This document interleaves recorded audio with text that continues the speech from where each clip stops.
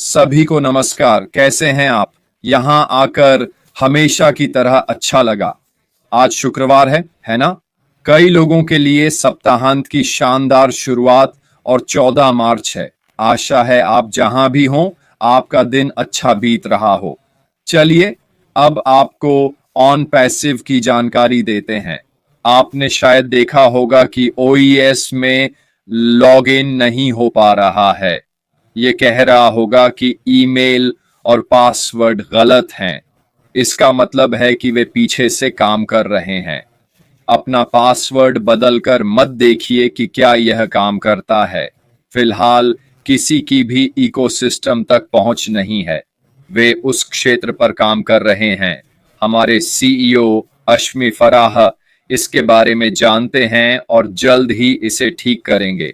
जैसे ही हमें पता चलेगा, हम सभी जगह पोस्ट करेंगे ताकि आप लॉग इन कर सकें। अभी के लिए बस शांत रहिए, चिंता मत कीजिए। आप कुछ गलत नहीं कर रहे हैं। आपका कंप्यूटर भी कुछ गलत नहीं कर रहा है। आप बस लॉग इन नहीं कर पा रहे, मैं और बाकी सब भी। अच्छा, तो इसकी बिल्कुल चिंता मत करो। तो आज शुक्रवार है, लोकप्रिय मांग पर Q&A दिन। ठीक है, मुझे कुछ सवाल भेजे गए हैं और चैट में भी कुछ आए हैं। अगर आपके कोई सवाल हैं तो चैट में डालें, मैं जवाब दूंगा। तापस गुप्ता, एक ही सवाल बार बार पूछने का कोई फायदा नहीं। आपने इसे सिर्फ 2 बार टाइप किया है। मैंने बताया ओईएस अभी लॉग नहीं कर रहा क्योंकि वहां काम चल रहा है। यह जल्द ही वापस आ जाएगा और ठीक हो जाएगा। बार बार एक ही सवाल पूछने से अलग जवाब नहीं मिलेगा।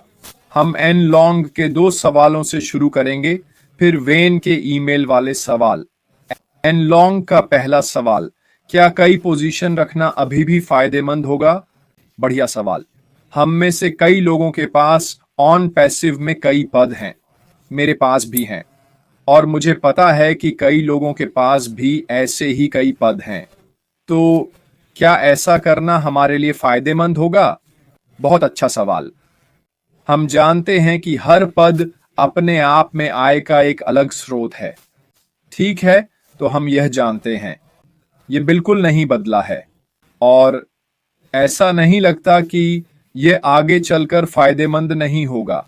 अगर आप संगठन और बोनस की बात कर रहे हैं तो मुझे सच में नहीं पता, पर अगर आपका संगठन पहले से है तो ये आगे और फायदे देगा। कई पदों के बारे में मुझे लगता है ये फायदेमंद होगा क्योंकि हर पद अलग आय है। मुझे इसे भी लिख लेना चाहिए। ठीक है, चलो। उनका अगला सवाल है, क्या सक्रिय खाते अगले चरण में भी सक्रिय रहेंगे? इसका क्या मतलब है? इसका मतलब है कि सक्रिय खाता वो है जिसके लिए आपने पहले चरण में पैसे दिए थे। क्या ये सक्रिय खाते दूसरे चरण में भी चालू रहेंगे? बहुत अच्छा सवाल। मुझे लगता है, हालांकि ये कंपनी से नहीं आया, कि अगर आपके खाते अभी सक्रिय हैं, जैसे मैंने पहले ही सभी खाते सक्रिय कर दिए थे।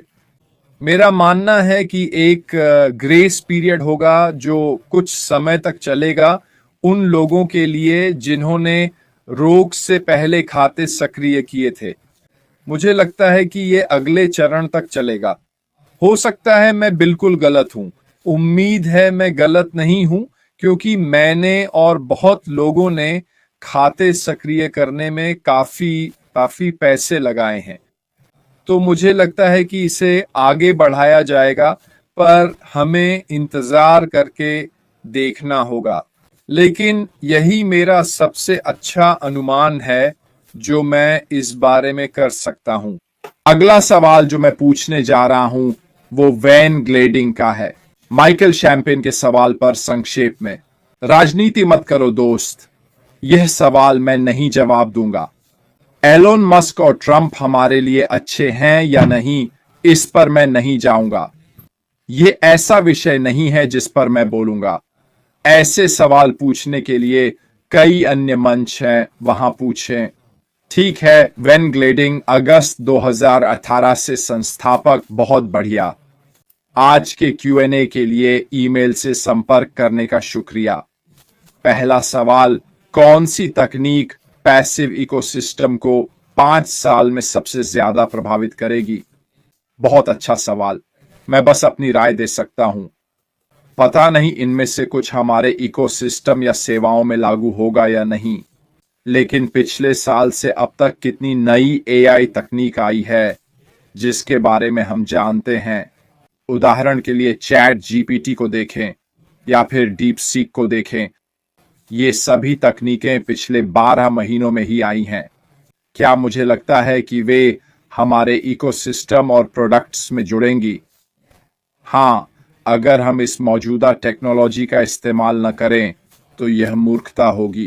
कई कंपनियों ने इसे अपने AI चैटबॉट्स में शामिल किया है, तो मुझे नहीं लगता कि हम इस तकनीक का उपयोग क्यों नहीं करेंगे।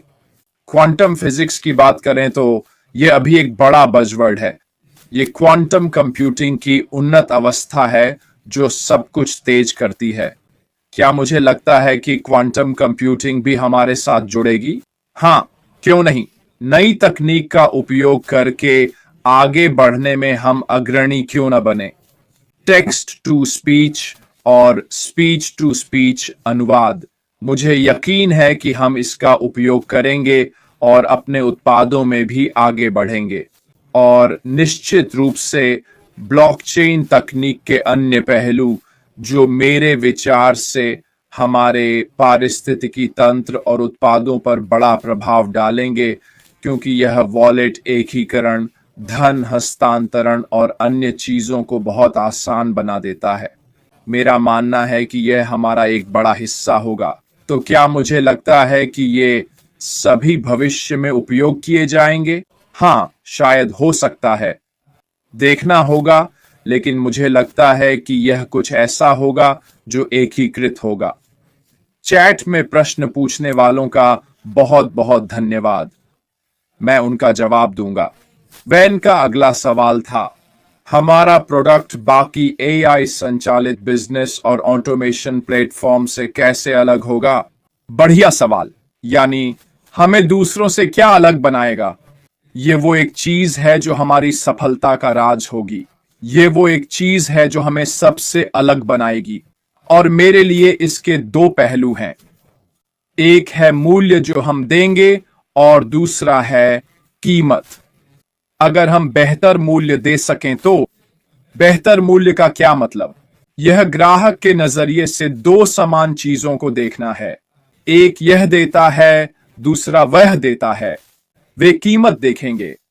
मैं इस कीमत पर यह खरीद रहा हूं, पर वो प्रोडक्ट जो दिखने में एक जैसा है वही करता है, पर उसमें ज्यादा फीचर्स हैं, कीमत भी ज्यादा है, तो क्या फायदा होगा?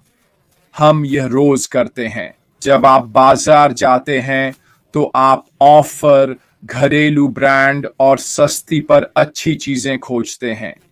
तकनीक और उत्पादों में अगर आप कम दाम पर भी वही दे रहे हैं तो आप जीत रहे हैं। लेकिन अगर आप वही चीज अधिक सुविधाओं के साथ दें, यानी ज्यादा फीचर्स और भी कई काम, वो भी कम कीमत पर, तो आप पक्का जीतेंगे, क्योंकि लोगों को हमारे उत्पाद चाहिए। आखिरकार, ऐश ने हमेशा कहा है, अगर जरूरत है तो हम इसे बनाएंगे। पहले से ही कई चीजों की जरूरत है जो हम इंटरनेट पर रोज इस्तेमाल करेंगे। कॉन्फ्रेंसिंग प्लेटफॉर्म, URL छोटे करना, वॉलेट और कई चीजें, ई-लर्निंग, सब कुछ। हम अब इन्हें रोजाना इस्तेमाल कर रहे हैं। अगर हम कम कीमत पर बेहतर प्रोडक्ट्स के साथ मार्केट में आते हैं तो हम दूसरों से आगे निकल जाएंगे। एक साइन इन, एक इकोसिस्टम जहां सब कुछ मिलता है, यह एक और फायदा है। हर व्यक्ति KYC से वेरीफाई है, तो आप जानते हैं कि आप सही रास्ते पर हैं। मुझे लगता है ये चीजें हमें दूसरों से अलग खड़ा करेंगी।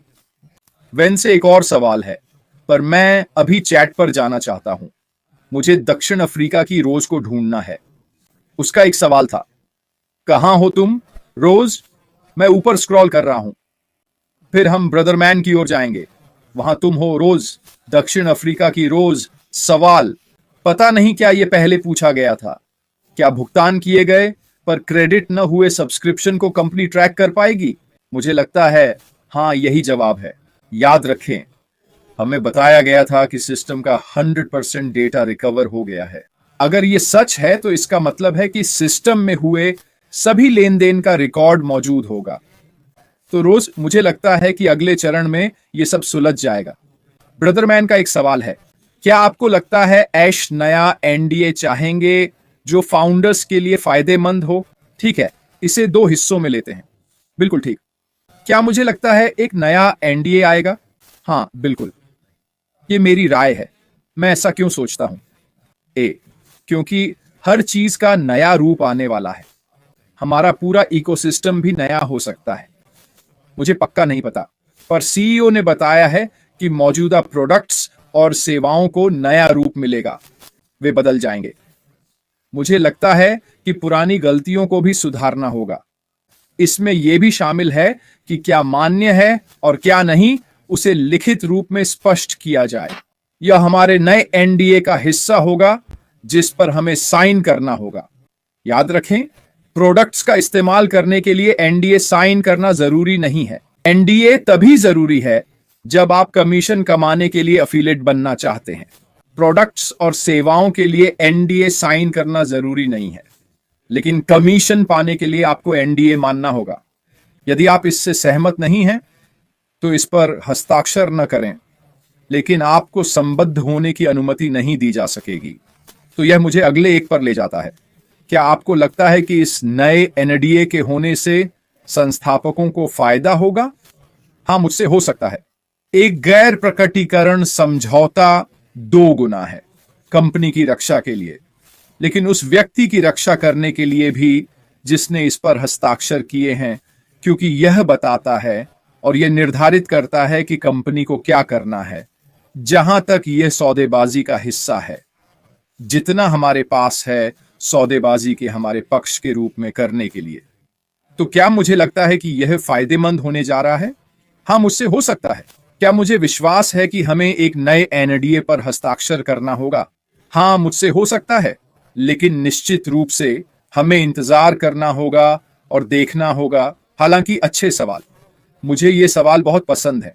चलो देखते हैं। तो मैं लोगों को स्क्रॉल कर रहा हूं, तो आपस में बात करो और होली की शुभकामनाएं वैसे मेरे भारतीय भाइयों और बहनों को। मुझे उम्मीद है कि पुराना पेंट हर जगह उड़ रहा है और हर कोई रंग गया है। यदि आपके पास कोई प्रश्न है तो इसका उत्तर देते समय इसे प्रश्न करें, तो मुझे यह बहुत आसान लग सकता है। अगर आप कृपया करेंगे। मैंने वह किया है। मुझे कुछ और के लिए एक नजर है। ठीक है, हम तो पिछले एक के लिए फिर जाना होगा। वेन से नंबर 3। वह पूछता है, ऑन पैसिव नई सुविधाओं और उत्पादों के विकास में ग्राहकों की प्रतिक्रिया को कैसे इकट्ठा और शामिल करेगा? बढ़िया सवाल। ईमानदार जवाब है, मुझे नहीं पता वे कैसे करेंगे, लेकिन फिर भी मैं हमेशा सोचता हूं कि हम क्या जानते हैं। आप लोगों में से कई उन्हीं वेबिनार में शामिल हुए होंगे जिनमें मैं था, और याद है एक में ऐश ने कहा था कि वह फीडबैक के लिए एक समर्पित टीम बनाएगा। उन्होंने यह भी कहा कि ओ फाउंडर्स बैक ऑफिस में एक टैब होगा जहां हम विकास टीम को सुझाव और अन्य विचार दे सकेंगे। ये सब कुछ। क्या मुझे लगता है कि अगले चरण में कुछ ऐसा ही होगा? बिल्कुल, मुझे लगता है। क्यों? क्योंकि ग्राहक फीडबैक सबसे महत्वपूर्ण है जिससे कंपनियां अपना व्यवसाय सही दिशा में ले जा सकती हैं और ग्राहकों की जरूरतें पूरी कर सकती हैं। बिना फीडबैक के या फीडबैक लेने का कोई तरीका न होने पर आप कैसे जान पाएंगे? आपके पास दुनिया का सबसे अच्छा विचार हो सकता है, लेकिन अगर यह वो नहीं है जो ग्राहक चाहते हैं, या वे इससे खुश नहीं हैं, या उन्हें इसमें संदेह है, तो आप इसे कैसे सुनेंगे या जानेंगे? आप बस अपने विचार के साथ आगे बढ़ते रहेंगे, सोचते हुए कि यह सबसे अच्छा विचार है। तो संक्षेप में, मेरा दृढ़ विश्वास है कि आगे चलकर हमारे पास कोई ऐसा तरीका होगा जिसका हम इस पारिस्थितिकी तंत्र में उपयोग कर सकेंगे, जहां हम उत्पादों, सेवाओं और नए विचारों पर फीडबैक दे सकें। ये सभी मुझे लगता है होंगे, और यह फिर से कुछ ऐसा है जो हमें अन्य व्यवसायों से अलग करेगा, ग्राहकों और व्यवसाय के बीच यह तालमेल, ताकि हम इसे बिल्कुल सही दिशा में ले जा सकें जो हम करना चाहते हैं। मैं राजनीति की बात नहीं कर रहा, पर यह जानना कि आप सही दिशा में हैं, उसी तरह की बात है।